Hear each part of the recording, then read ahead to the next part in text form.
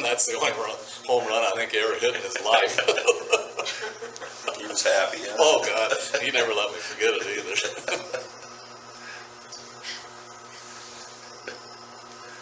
Now you see how much fun we had.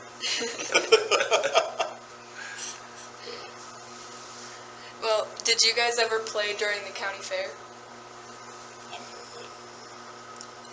There used to be a ballpark out there, I think, way back when.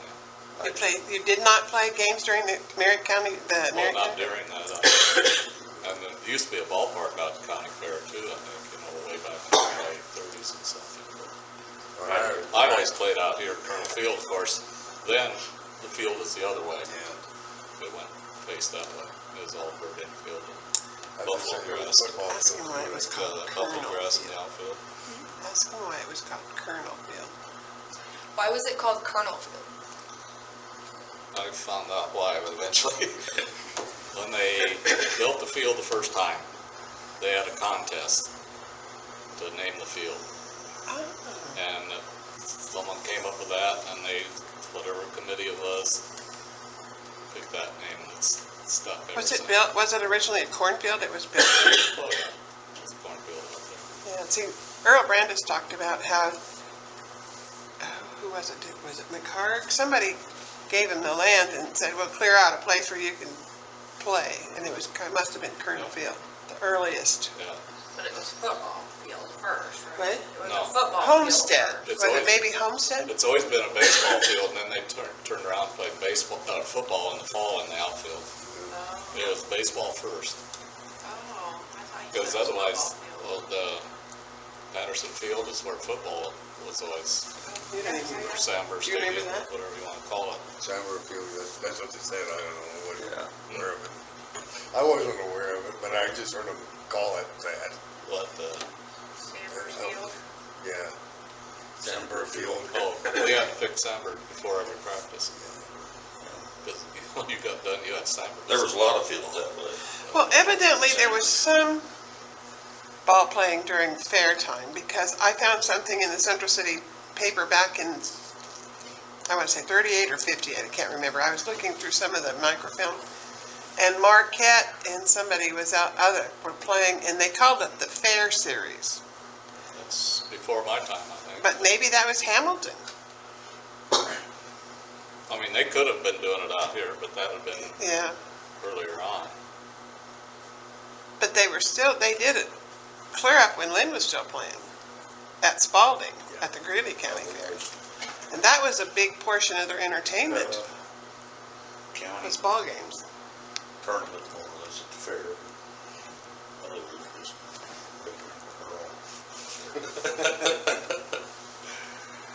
get the McMahons and the Moleys, Pfeiffers.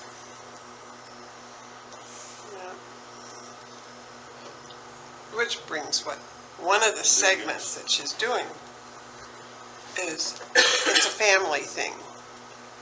Because so many of the people that we've interviewed, have all said their brothers played, their families played, and of course then I think Mom and the kids all went and watched it. That was your Sunday afternoon thing to do. And what even came down to the Legion baseball. When I played in the 50s, you could go out to that ballpark and it would be packed. I mean, we'd have over 1,000 people at a game. That's where the kids grew up. I mean, I remember when they started coaching, the grandstand would get full. yeah. I mean, at certain games. Couldn't believe that. It's just, Yeah, it was always a big deal here, especially like when in the 50s when Bernard McHarg started this team and we started playing Class A Legion ball. Then, we were playing a lot of good teams. Then we started having teams come in like Billings, Montana, Casper, Wyoming, and someone from Arkansas. Traveling teams come through and we'd play them. So, As you were Legion or town team? that was Legion then, but it was always interesting. There's a lot of good ball players around. They took it serious for that. Yeah. yeah. It's, Kids get too many things to do now, so Yeah. it's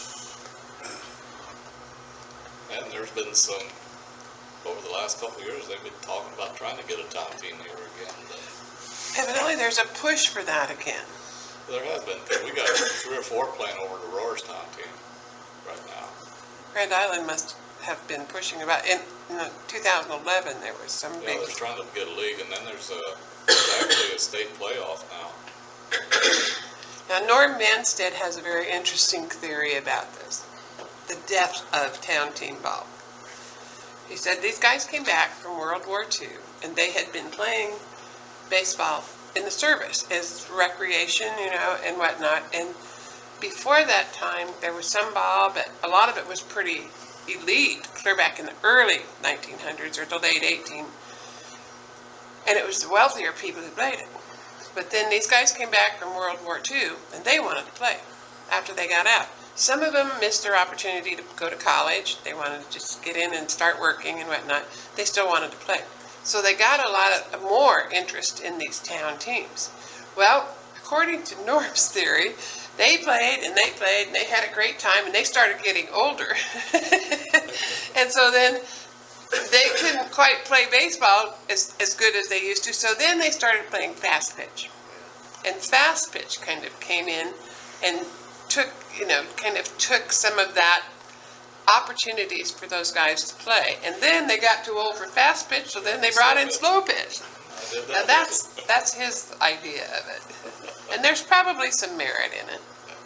Well, that's what happened to baseball. Yeah. Everybody was gonna play softball, Yeah. and it was. That's what happened to town team ball. Yeah, yeah. And it Because was the games are quicker. quicker, shorter. Now, Tom, my brother, played for the Lincoln Chiefs town team down there for a couple of years. Who did? Tom, my brother, he went down there, Lincoln played, I think there's 2 or 3 from Central City that went down and played down there. Now, is that semi-pro? So, it was a good team down there. So I found an article where it was the end of the school year, and Tom must have been finishing his freshman year at Kearney, and it was listing that Tom had gotten a letter in baseball. And then in just 2 columns over on the same page is talking about him playing town team ball in the first games of the season or whatever. So a lot of these kids must have come back from college in the summer and played. Yeah, oh yeah, yeah. Yeah, we all did, basically.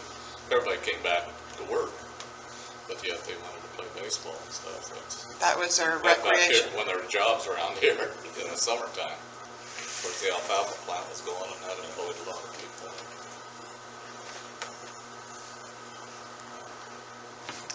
Embarrassing moments.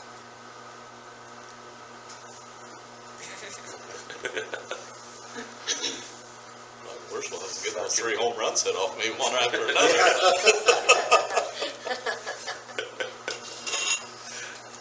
Larry Mudd talked about when he said they used to have light poles inside the field, inside the fence, and he had a really, really good hit, way out there.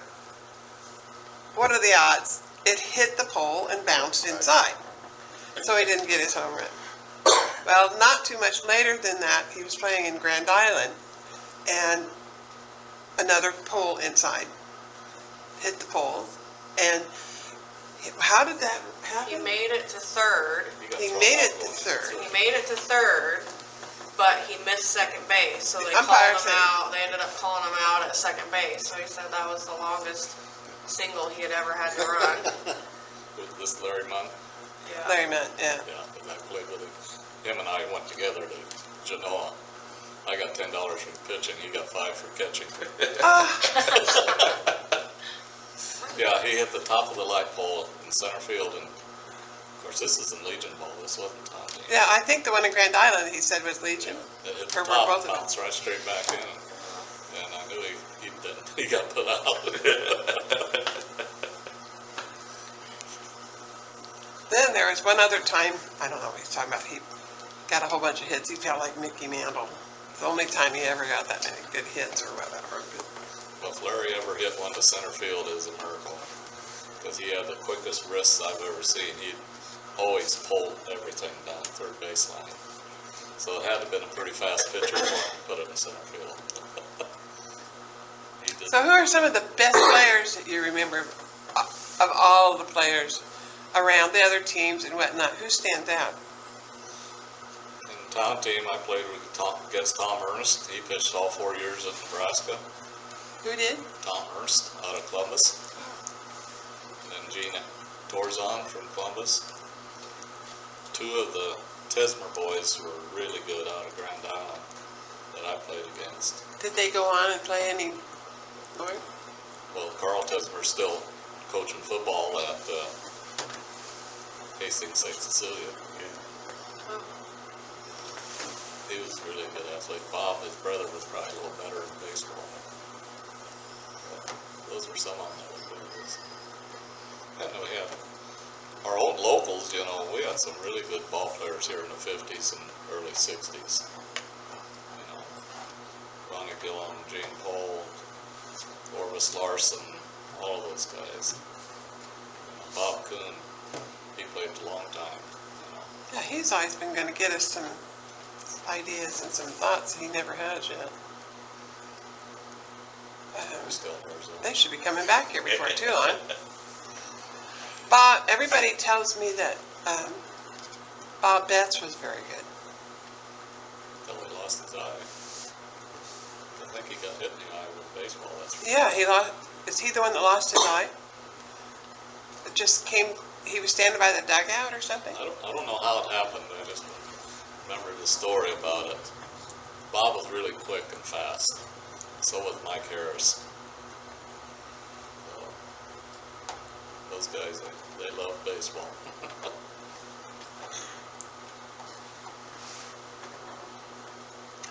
don't know Well, if you could get Bob. I don't know how well Bob is now. they said not very good. Okay. So we're a little Cognitively, late. not very good. But Cognitively, he's not very good. Memory-wise. Yeah. it's too bad we didn't get him before that. They said he had tons of stories.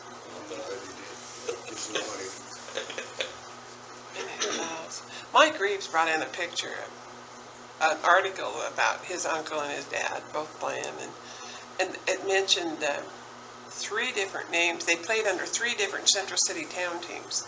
They all had different names. There was the Hustlers and the Farmers and the... Yeah, Spud was my coach.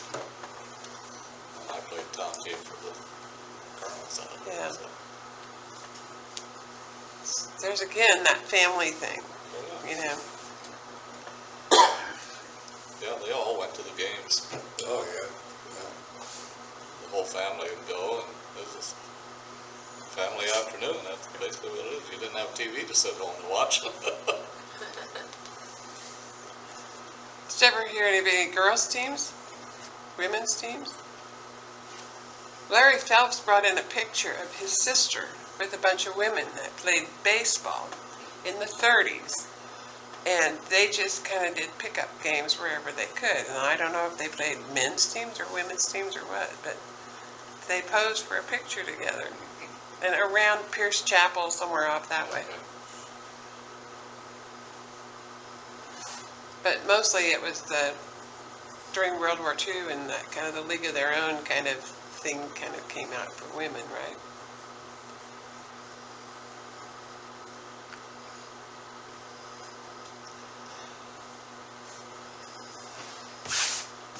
Well, Alyx, I've been talking, she's got laryngitis, so she hasn't been talking a whole lot.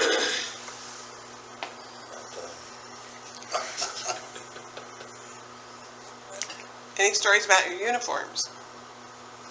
They were hot. Hot and woolly. Yeah. They were wool, somebody said. Wool. Yeah, they were all wool.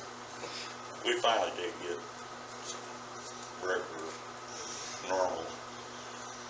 But you didn't have these things clear down to your ankles like No. you do now. No, You actually had them up here, bloused and washed. and everything up in here. Did you have stirrups? Yeah. Yep. They're the dumbest things I've ever seen, stirrups. What's the purpose